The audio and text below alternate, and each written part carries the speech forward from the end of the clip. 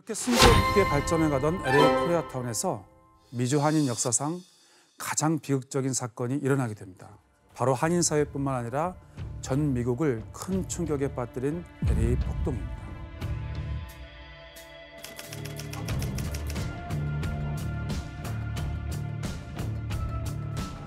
근데 왜 한인타운에서 난리야? 피해는 무려 약 1조 원에 달했는데 피해를 입은 지역이 어디인지 지도로 한번 살펴보도록 하겠습니다. 궁금. 네, 이 지도를 보시면요. 검정색 부분이 지날수록 백인의 비율이 높다는 것을 의미합니다. 하얀색은 반대로 백인이 적은 지역입니다. 그리고 빨간색으로 표시된 건 폭동이 일어난 장소를 나타낸 건데 폭동으로 인한 피해가 유독 심한 곳이 있었습니다. 바로 코리아타운. 지도에서 빨간색이 밀집해 있는 코리아타운이었습니다. 근데 왜 우리한테 화풀이를 한 거예요? 그러니까 그게 너무 궁금해요. 만만히 봐서 그런가? 그렇죠. 그렇다면 도대체 무엇 때문에 왜 유독 코리아타운에 피해가 집중되었던 것일까요? 그리고 폭동을 촉발시킨 원인은 또 무엇이었을까요? 그 전말을 이해하기 위해서는 첫 번째 저희들이 알아야 될 키워드는 바로 1991년 3월에 벌어진 로드니 킹 사건입니다. 그래, 이름이 들어본 것 같아.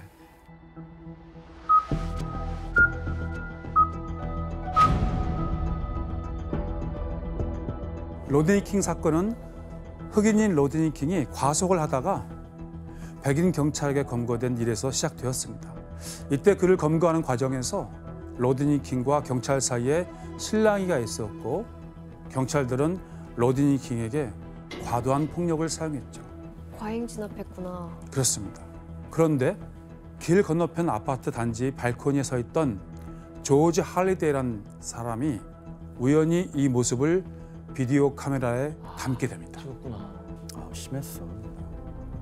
로드니 킹은 이 일로 경찰봉에 81초 동안 무려 56번이나 맞은 탓에 다리골절, 청각장애, 다발성 안면골절 등 수많은 부상을 입게 됩니다.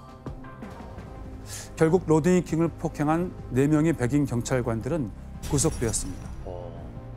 하지만 이 사건으로 인해서 흑인 사회의 인종차별에 대한 분노는 말할 수 없을 만큼 고조되었다, 이렇게 이야기할 수 있습니다. 근데 교수님, 이 사건은 어쨌든 백인 경찰이 잘못을 해서 어떻게 보면 이 LA 폭동이 일으킨 건데 왜 흑인들 타겟이 왜 코리아타운을 향하게 된 거예요? 좋은 질문입니다. 그건 바로 로드니 킹 사건이 발생하고 한 2주일 정도 지난 뒤에 벌어진 한 살인 사건 때문이었습니다. 뭔 사건이 또 있네. 바로 한인 이민자 1세대인 두순자 씨가 운영하는 주리점에서 당시 15세 흑인 소녀 라타샤 할린스라는 소녀가 사망을 했던 것입니다. 네? 왜 하필 왜 거기서 죽었어?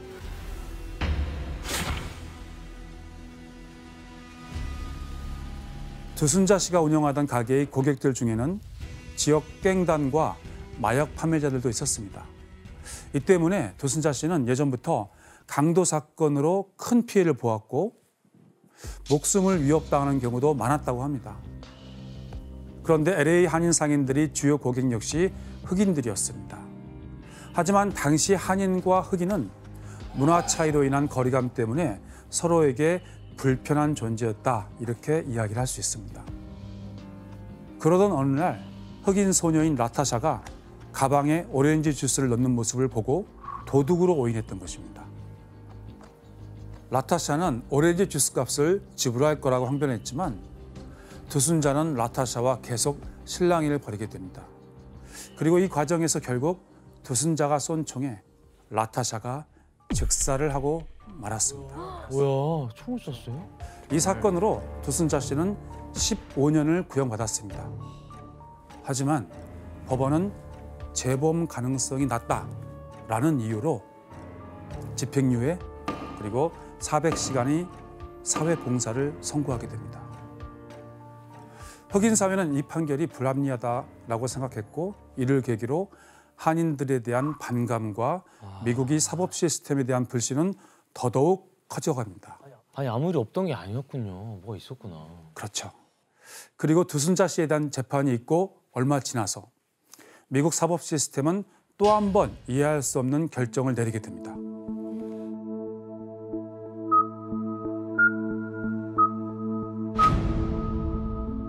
LA 법원이 로디니 킹을 폭행한 백인 경찰 4명에 대한 재판 권한을 LA가 아니라 대략 한 60km 떨어져 있는 시미밸리 지역의 법원으로 옮겼던 것입니다. 지금 사건이 벌어진 곳에서 굳이 60km 떨어진 곳으로 법원을 옮긴 이유가 뭐예요? 당시 로디니 킹을 폭행한 백인 경찰 4명에 대한 재판은 배심제를 채택하고 있었습니다. 배심제는 일반 시민들이 배심원으로 재판에 참여해서 원고의 유무죄를 판단하는 제도이죠. 네. 그런데 여기서 중요한 건 다인종 인구로 구성된 LA와 달리 이 시미밸리는 거주자의 70% 이상이 백인들로 구성된 철저하게 백인 중심적인 사회였습니다. 아, 그럼 배심원들을 백인들로 채우기 위해서 저 60km로 옮겼다는 거예요? 미국의 경찰들은 경찰 노조에서 막대한 변호 기금을 가지고 가장 훌륭한 변호인단을 구성해서 보호를 받습니다. 그런데 변호인단들이 주장하는 것은 이너시티 흑인 다수 지역에서 우리가 재판 받았을 때 그 지역에서는 공정한 재판을 받을 수가 없다. 이미 편견이 있기 때문에. 그럼 무죄가 나올 가능성이 더 높아지네요. 그렇죠. 그 결과 배심원단으로 선발된 12명 중 10명이 백인이었습니다. 아시아 사람은 1명, 그리고 히스패닉 계열도 1명, 그리고 흑인은 단 1명도 없었습니다. 상당히 편파적인 인종 비율로 구성된 배심원이었다, 이렇게 이야기를 할 수 있습니다. 하지만 이대로 재판은 진행되었고 그 결과가 어땠을 것 같습니까? 무죄네요. 무죄는 아니고 좀 가벼운 처벌. 가벼운 형을 줬을 것 같아요. 경범죄. 네. 로디니 킹을 폭행한 4명의 경찰이 있습니다. 그 가운데 3명은 증거 불충분으로 무죄 판결을 받게 됩니다. 와, 1명은 재심을 받게 되죠. 아니 영상이 저렇게 딱 있는데 증거 불충분이라고요? 와, 저거는 흑인 사회가 받아들일 수 없는 결과겠네요. 그렇습니다. 그러자 이 재판을 실시간으로 지켜보고 있던 흑인들이 울분이 폭발하게 됩니다. 그치.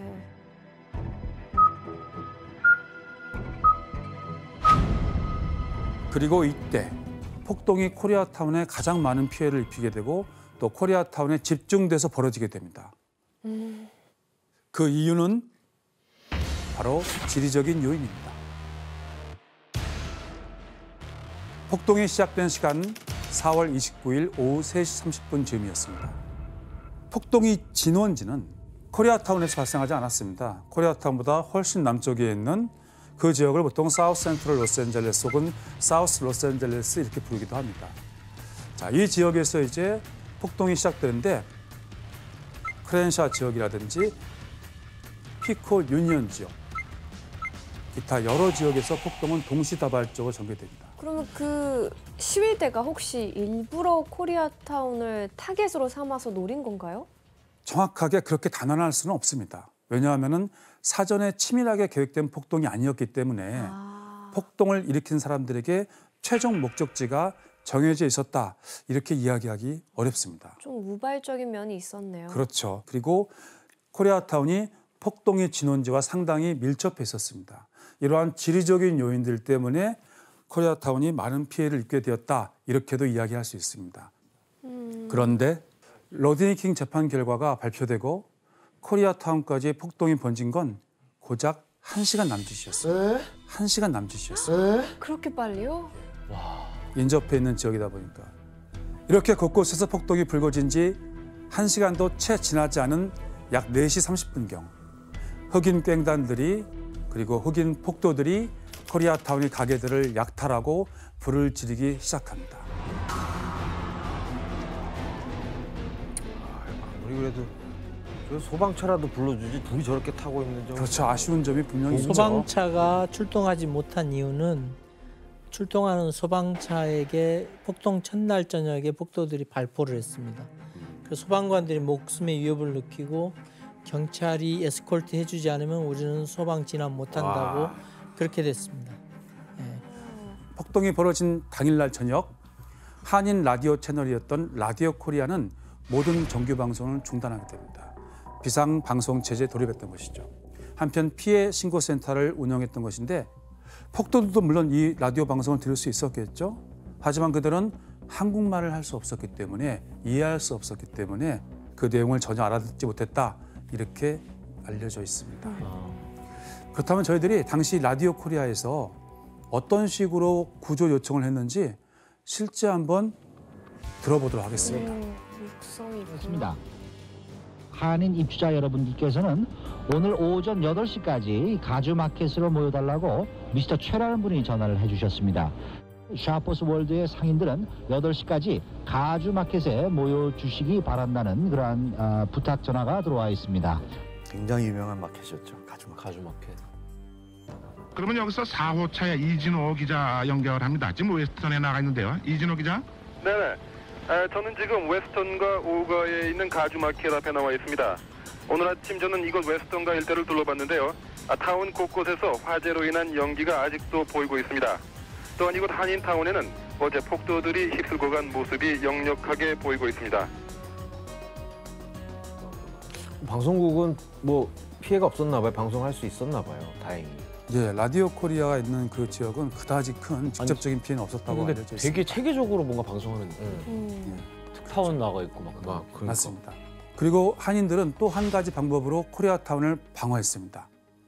바로 자경단을 꾸렸던 것이죠. 그게 멋있더라고요. 스스로 지켰구나. 이 자경단은 대부분 해병대 전후에 너무 멋있어. 그리고 한인 청년들로 이루어져 있었습니다. 이들은 대부분 옥상 위에서 보초를 쓰면서 폭도들의 공격에 대응했는데 이 때문에 루프탑 코리안 이렇게 불리기도 합니다. 아니 저 때는 또 군 복무가 3년일 때 아니에요? 그래서 막 진짜 실전 훈련 받으신 실전 훈련 많이 받으신 분들이. 분들이. There is no question for anybody going by this store is protected. 절대 못 다가오겠다. 못 가지. 다들 총을 이렇게 총기를 너무 잘 다루니까 이게 되게 맞습니다.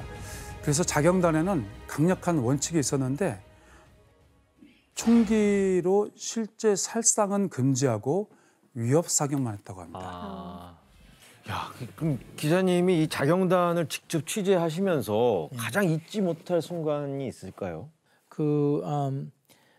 많은 사람들이 죽었는데 최고 63명이 죽었는데 LA 폭동에서 그때 한인 청년 이재성 군이 그 라디오 코리아에서 어느 지역에서 도움이 필요하다 하면은 찾아가고 했는데 그때 친구들하고 출동하다가 총격을 맞고 사망한 사건이 있었습니다. 폭동 두 번째 날 저녁에.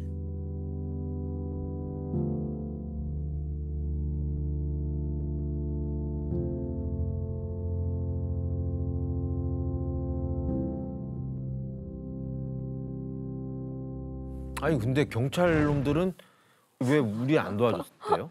그렇죠. 이렇게 큰 피해를 입고 있는데 도대체 LAPD는 무엇을 하고 있었을까? 왜 코리아타운을 보호해주지 못했을까? 그 이유는 LA 경찰이 무능함입니다.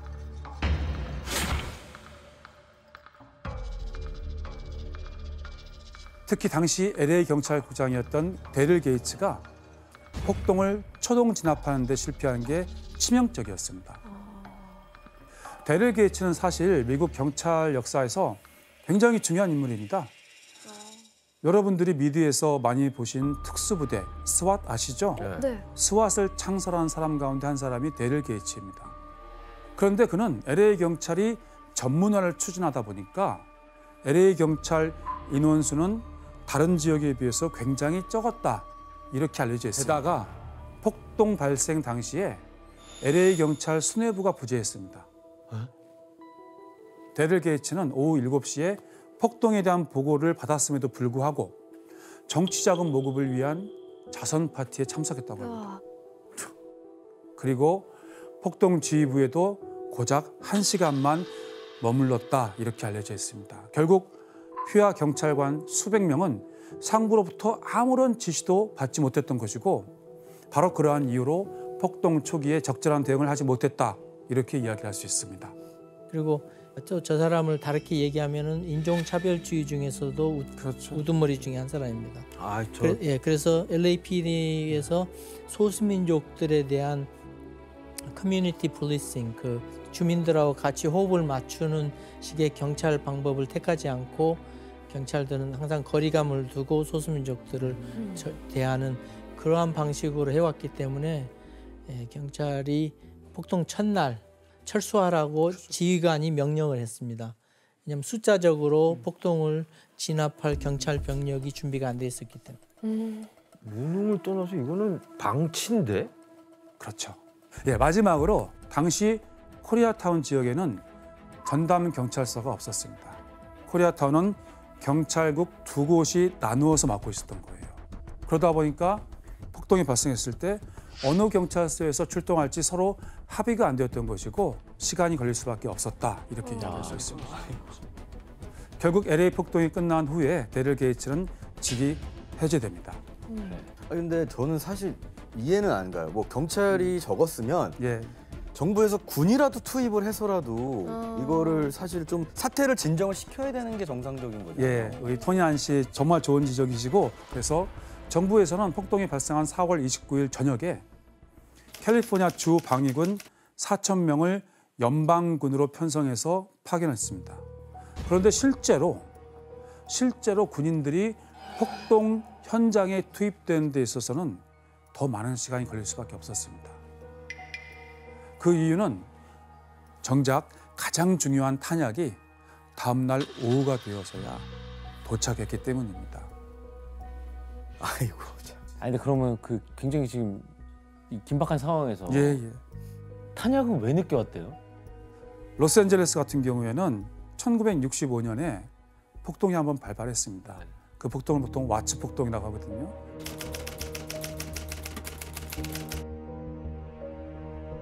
이 1965년 폭동으로부터 대략 한 27년 동안 폭동이 없었던 거예요. 그러다 보니까 주 방위군이 제대로 된 매뉴얼을 갖추지 않았던 것이고 또 탄약을 긴급 이동하는 훈련도 전혀 되어 있지 않았던 것이고 결국에는 미숙한 대처를 할 수밖에 없었다 이렇게 말씀드릴 수 있습니다. 와, 이런 뭐 진압 체계가 전혀 갖춰져 있지 않았네요. 그랬던 것이죠. 그래서 4월 29일에 시작된 폭동은 진압되지 못하고 5월로 이어지게 됩니다.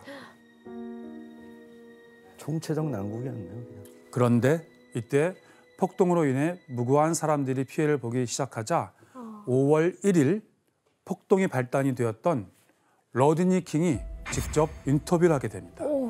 당시 러드니 킹이 한 말을 저희 강영원 기자님께서 한번 읽어봐 주시겠습니까?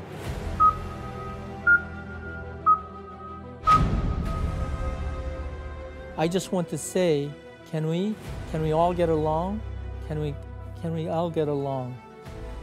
It's just not right. It's not right, and it's not going to be changing anything. And I just love. I'm neutral. I love every people of color.